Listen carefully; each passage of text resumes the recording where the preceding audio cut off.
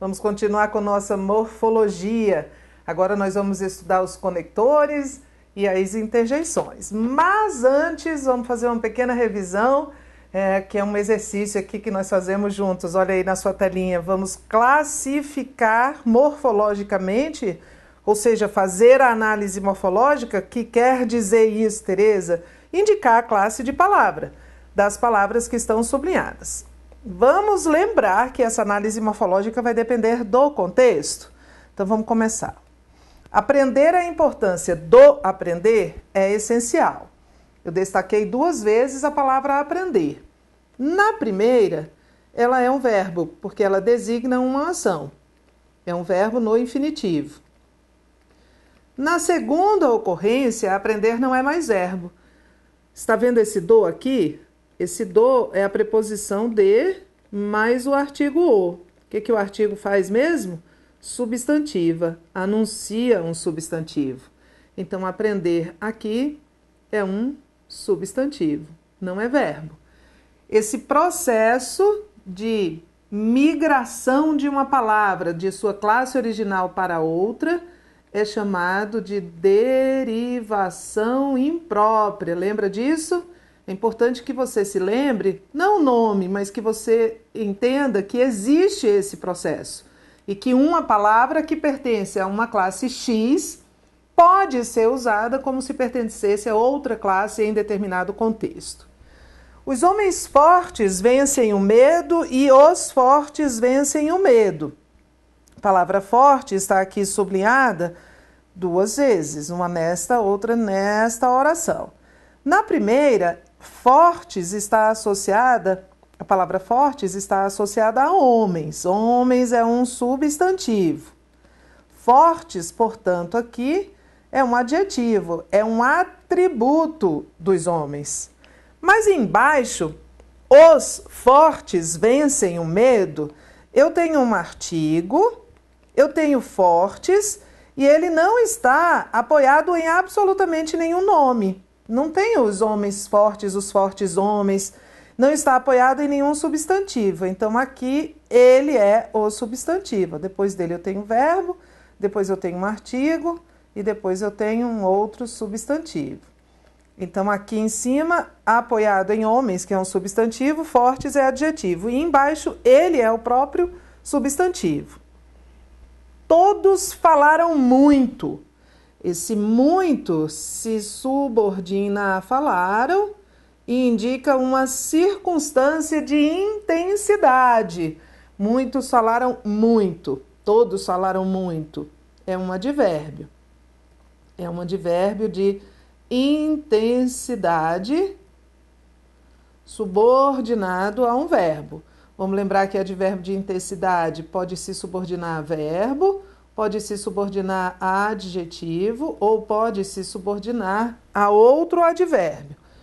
Aqui ele está subordinado a um verbo. E embaixo, todos falaram muito palavrão. Esse muito está associado a palavrão. Palavrão é um substantivo. Então, nenhuma chance de este muito ser um advérbio, porque os advérbios não se subordinam a substantivos. O que ele é, Tereza? Vamos lembrar? O que um termo subordinado a um substantivo em tese pode ser? Artigo, adjetivo, numeral ou pronome. Ele é um pronome indefinido adjetivo, né? Ele é um pronome adjetivo, porque acompanha o substantivo. Por que não é numeral, Tereza? Porque lembre-se, o numeral quantifica de modo preciso e muito palavrão aqui eu não tenho quantidade. Aqui, você me emprestou o livro, mas ainda não o li. Vou sublinhar aqui, o que já está em destaque. Você me emprestou o livro, mas ainda não o li. Qual a classificação dessas 2 ocorrências da palavra o? Na primeira, ela é um artigo anunciando livro, que é o seu substantivo. E aqui, este o substitui a palavra livro. Ainda não o li significa ainda não li o livro. substitui a palavra livro, substitui um nome. Ele é um pronome, ele representa aquilo de que eu estou falando e ele é um pronome substantivo. Certo? O que mais? Olha aqui embaixo. Os homens bons são os que mais se destacam na nossa memória. Esse os se refere a homens, anuncia o substantivo homens, precede substantivo, ele é um artigo. E esse os, vou lhe dizer o que ele é. E a gente vai abrir um protocolo, toda vez que aparecer isso aqui, você vai pensar desta maneira. Este os, primeiro, não precede substantivo. Não precede substantivo. Segundo, equivale a aquilo. Ou, nesse caso, como se refere à pessoa, aqueles. Terceiro, precede, sucede a palavra que. Toda vez que isso acontecer, significa, por isso que eu digo que é um protocolo. Toda vez que isso acontecer, significa que este os é pronome demonstrativo. Toda vez que isso acontecer, é um checklist. Esse os é pronome demonstrativo. Por exemplo, eu posso dizer assim: o que fizeram é imperdoável. Qual é a classificação morfológica deste o? Checklist. Esse checklist se aplica, olha, primeiro, não precede substantivo. Segundo, equivale a aquilo. No caso, equivale a aquilo. Pode ser que equivale a aquilo, aquele. Terceiro, precede que. Então logo, este o é um pronome demonstrativo. É uma variação de aquilo. Aquilo que fizeram é imperdoável. O o pode ser artigo, pode ser pronome pessoal, correspondente a ele, eu não o vejo há anos, ou pode ser pronome demonstrativo. Pronome demonstrativo que equivale a aquilo ou aquele. Então, é um protocolo. Como os 3 itens desse checklist, dessa exigência, foram atendidos, significa que este o aqui é pronome demonstrativo. Certinho? Havia mais pessoas no escritório hoje mais cedo. Eu tenho 2 vezes o mais. Na primeira vez, na primeira ocorrência, ele está subordinado a pessoas. Pessoas é substantivo. E esse mais é um pronome adjetivo indefinido. Não está quantificando, mais pessoas não tem quantidade certa, então não é numeral. Também não está dando um atributo, então também não é adjetivo, é um pronome adjetivo indefinido. E esse mais está subordinado a cedo, e cedo é advérbio. Mais cedo é a intensidade dessa circunstância, então ele é um advérbio. Vamos lembrar? Vou voltar aqui. Advérbio de intensidade pode se subordinar a verbo, a adjetivo ou a outro advérbio. Então, neste caso, o mais subordinado a substantivo é um pronome adjetivo, e neste caso, o mais subordinado a cedo, que é um advérbio, é outro advérbio. Advérbio de intensidade. Os advérbios de intensidade são os infiéis, traem os verbos com adjetivos ou com outros advérbios. Tudo bem? Vamos continuar? A frase abaixo, em que o vocábulo muito pertence a uma classe gramatical diferente das demais, é: Como os celulares ficam muito tempo, está subordinado a tempo, tempo é um substantivo. Ah, então isso aqui é um pronome adjetivo, não pode ser advérbio, tá? Antes dos telefones celulares, os casais eram muito mais fiéis, eles eram muito fiéis, está subordinado a um adjetivo. Subordinado a um adjetivo é um advérbio de intensidade. Veja, se eu colocar aqui horas no lugar de tempo, vai ficar muitas horas. Então não pode ser advérbio, porque advérbio não flexiona. Mas há relatos de que a distração causada pelos celulares vai muito mais além, vai muito além. Está subordinado a além, que é um advérbio. Esse muito é advérbio de intensidade.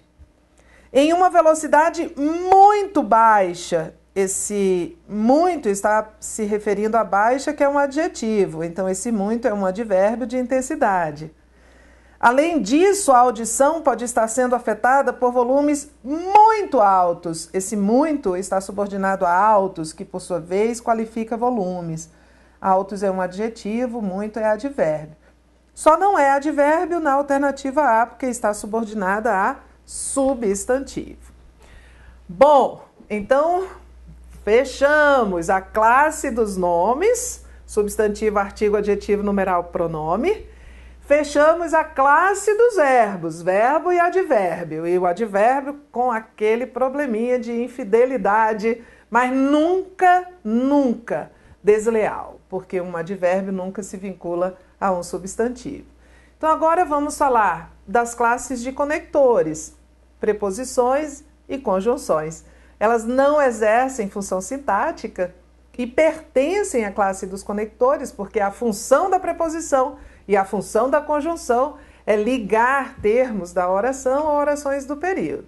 Vamos comigo ver essa definição. Preposição é uma palavra invariável, não flexiona, não tem plural, não tem masculino, não tem feminino, só existe de um jeito, que relaciona dois termos de uma oração, estabelecendo entre eles relação de subordinação.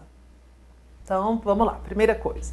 É uma palavra invariável, ela relaciona, conecta, liga dois termos.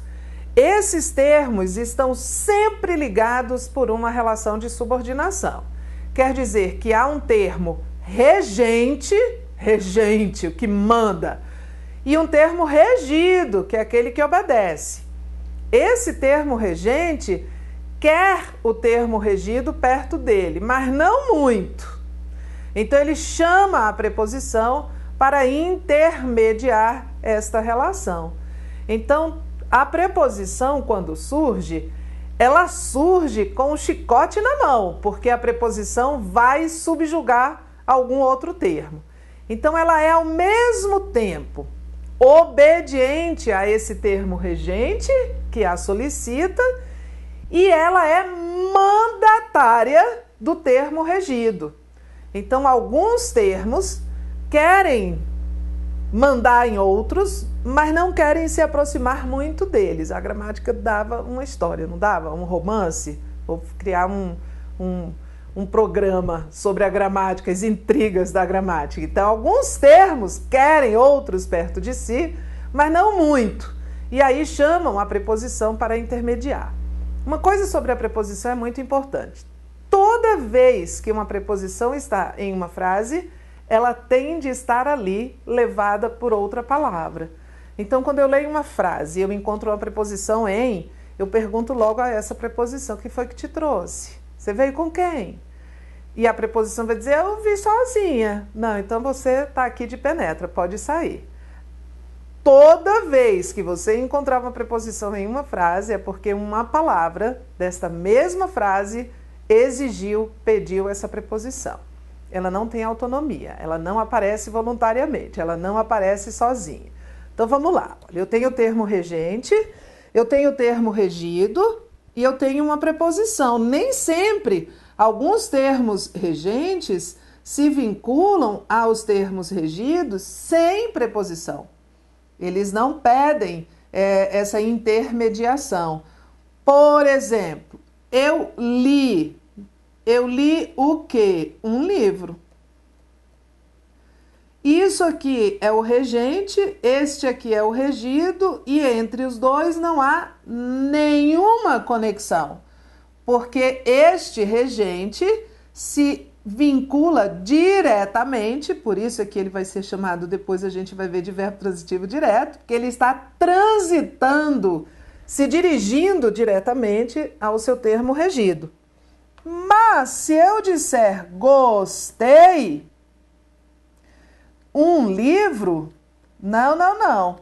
O verbo gostar vai pedir uma preposição. Então, o verbo gostar vai dizer, olha, eu quero um complemento, mas eu não quero que ele chegue muito perto de mim, não. Chama a preposição para fazer essa intermediação. Então, este verbo transita, transitar é dirigir-se, indiretamente para o seu complemento.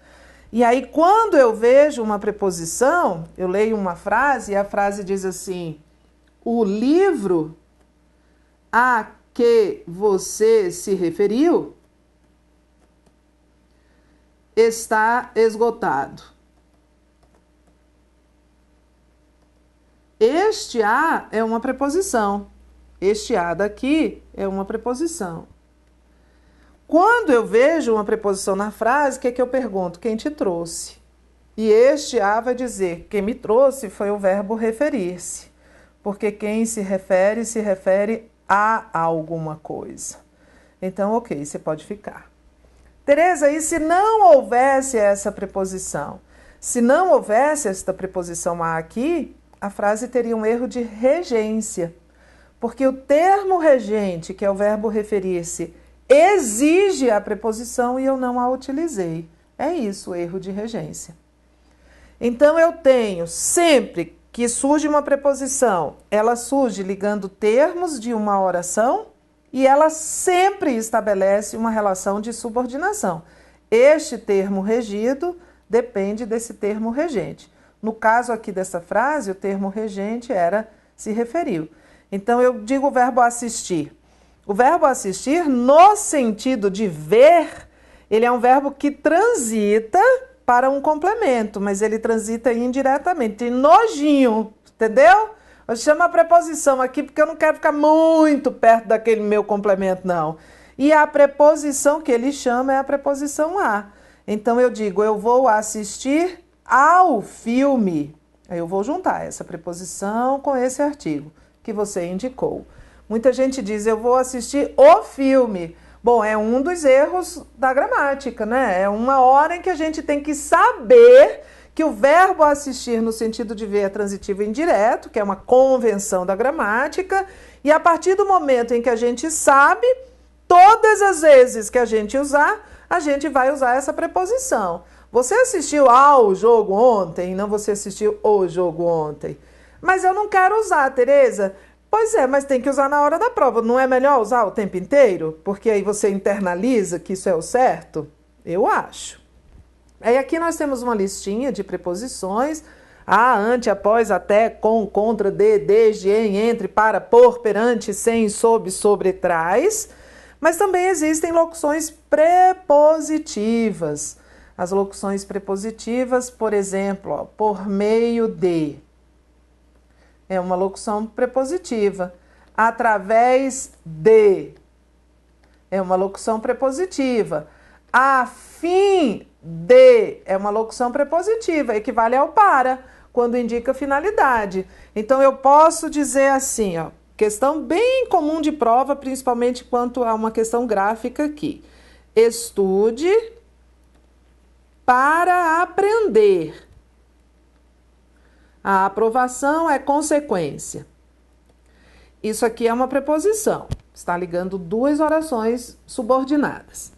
Esta subordinada a essa, a segunda subordinada à primeira. E eu posso substituir esse para por a fim de, separado. Estude a fim de aprender. Para indicar finalidade. Separado, tá? A fim de separado. O para é uma preposição E o a fim de é uma locução. Qual é o conceito de locução? Mais de uma palavra com a intenção que uma só palavra teria, que neste caso é conectar orações subordinadas, então é uma locução prepositiva. Tereza, eu achei que a fim de fosse junto. Não, a fim é junto quando ele é um adjetivo. E aí ele dá ideia de afinidade. A sua ideia é afim da minha afinidade. Eu estou a fim de sair. Eu estou com a finalidade de sair. É separado, é esta aqui, certo? Questões. O estranhamento aparece quando o indivíduo para ouvir o próprio discurso. O vocábulo para em ambas as ocorrências pertence à mesma classe de palavras. Não, antigamente era fácil, porque antigamente ia ter um acento aqui. Porque é verbo, né? O indivíduo para, o indivíduo pratica uma ação de parar. Eu paro, você para, ele para, nós paramos. É verbo. E o segundo para é a preposição para. Esta aqui, como está indicando finalidade, a finalidade de ele parar é ouvir o próprio discurso, esta aqui, por exemplo, poderia ser substituída por a fim de. Nem sempre dá, tá? Porque às vezes o para não indica finalidade, indica lugar. Eu vou para casa, não dá para dizer eu vou a fim de casa. Mas aqui dava porque indica finalidade. Então tá errado. Tereza, não tem mais acento no para verbo? Não, não tem. Desde 2009, quando foi assinado o acordo. Oficialmente desde o início de 2016, que esse acordo está valendo como a única grafia do Brasil, dos países de língua portuguesa. Então não tem mais acento, não. O verbo por ainda tem acento, para diferenciar da preposição por. Então, por verbo tem acento, para diferenciar da preposição, mas o para verbo não tem mais. 2. A nova política condiciona a isenção da alíquota a contrapartidas das empresas. Em a isenção e em a contrapartidas, o termo a em ambas as ocorrências pertence à mesma, faltou aqui, a mesma classe. Ficou faltando essa informação. Vamos lá. Vamos fazer desses as todos? Eu tenho um a aqui, outro a aqui, outro a que está contraído com a preposição de e outro a aqui que está contraído e este a aqui. Eu tenho vários artigos, né? Vamos ver, esse aqui é artigo. A política é artigo definido de política. Condiciona a isenção, ele é artigo de isenção. Da alíquota, este a aqui é artigo de alíquota. Há contrapartidas, não, esse a não pode ser artigo. Por quê, Tereza? Contrapartidas não está no plural?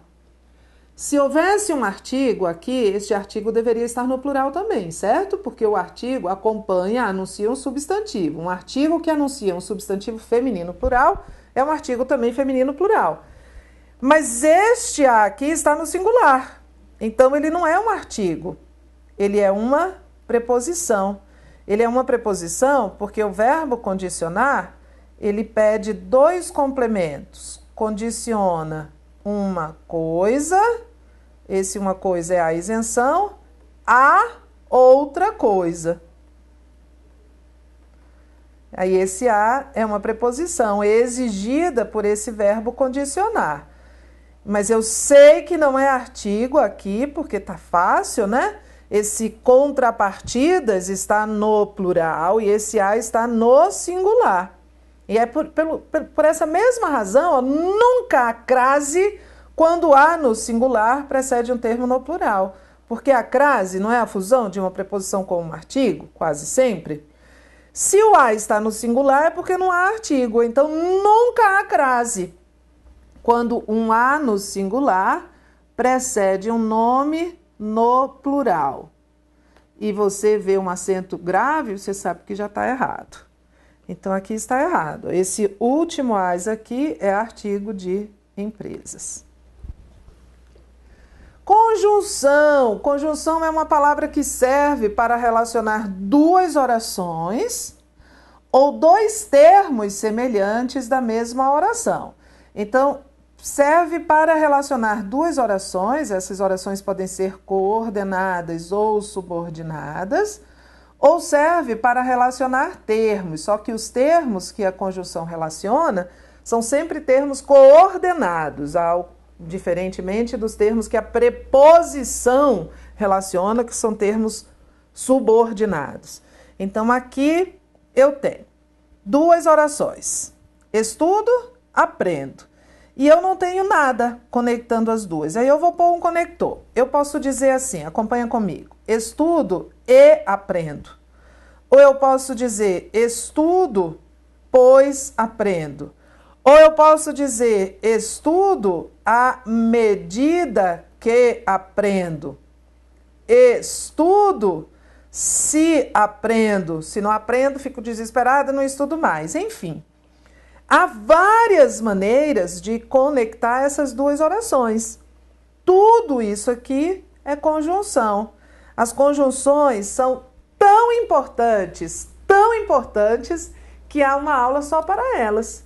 E já está disponível lá na sua área de aluno, você logado lá em material complementar, uma lista das conjunções, uma lista dos conectores.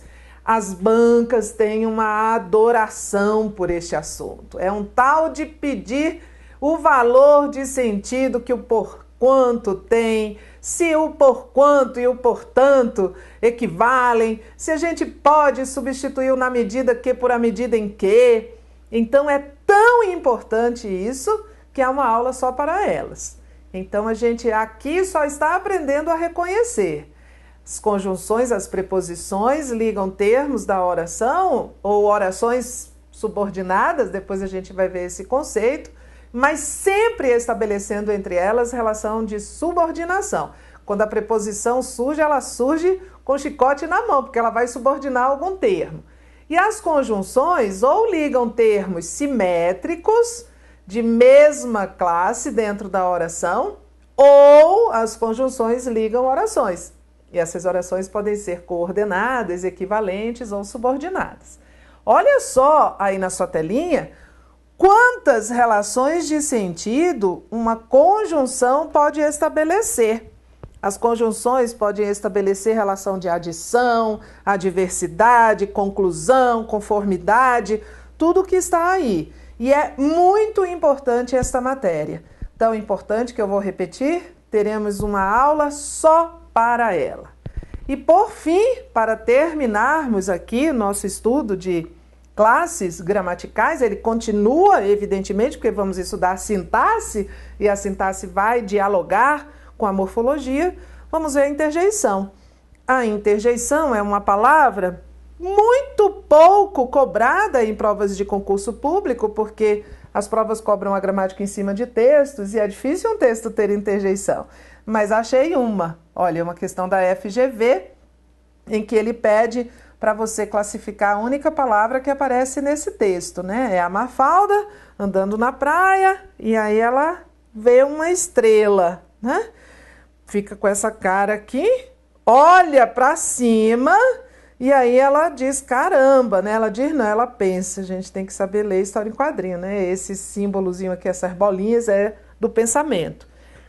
O que aconteceu? Provavelmente a gente tem que fazer uma inferência aqui. Lembra o que é uma inferência?